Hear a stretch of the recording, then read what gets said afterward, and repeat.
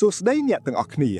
ថ្ងៃនេះយើងនឹងស្វែងយល់អំពីប្រវត្តិនៃព្រឹត្តិការណ៍បាល់ទាត់ដ៏ធំបំផុតលើពិភពលោកគឺ FIFA World Cup ព្រឹត្តិការណ៍ FIFA World Cup ត្រូវបានបង្កើតឡើងដោយសហព័ន្ធបាល់ទាត់ពិភពលោក FIFA ហើយការប្រកួតលើកដំបូងត្រូវបានរៀបចំឡើងនៅឆ្នាំ1930នៅប្រទេសអ៊ុយរូកាយនៅពេលនោះមានតែ13ប្រទេសប៉ុណ្ណោះដែលបានចូលរួមហើយក្រុមម្ចាស់ផ្ទះអ៊ុយរូកាយបានក្លាយជាជើងឯកពិភពលោកដំបូងគេបន្ទាប់មក World Cup ត្រូវបានរៀបចំរៀងរាល់4ឆ្នាំម្ដង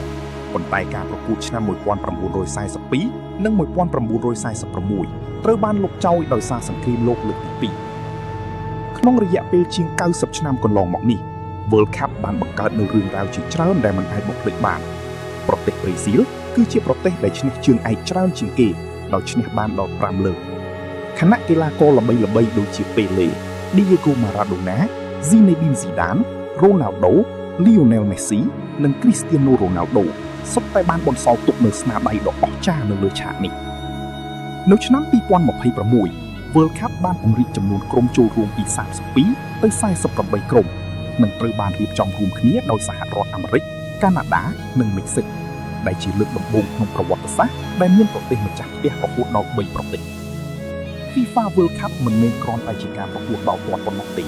ប៉ុន្តែវាគឺជាព្រឹត្តិការណ៍ដែលភ្ជាប់មនុស្សរាប់ពាន់លានអ្នកជុំវិញពិភពលោកឲ្យរួមគ្នាអបអរសាទរនិងបង្កើតអនុស្សាវរីយ៍ដ៏អស្ចារ្យជាមួយកីឡាបាល់ទាត់ប្រសិនបើអ្នកចូលចិត្តវីដេអូនេះកុំភ្លេចចុច Like Subscribe និង Share ដើម្បីគាំទ្រ Channel របស់យើងជួបគ្នានៅវីដេអូក្រោយ